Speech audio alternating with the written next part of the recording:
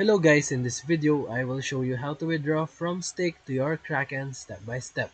So step 1, log into your stake account and navigate to the withdraw section. Step 2, select crypto withdrawal and choose the cryptocurrency that you want to send.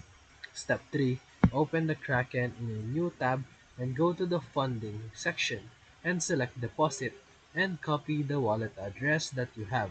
Step 4, you can now paste your Kraken's deposit address into your stakes withdrawal form and confirm the network type. Step 5, enter the amount, double check the address and the network, and then hit submit. Step 6, you can now wait for the blockchain confirmations, and then Kraken will notify you when the funds arrive. And now your crypto has successfully moved from stake to Kraken. So if this video helped you, feel free to like and subscribe for more quick tutorials, reviews, and comparison videos. Thank you for watching.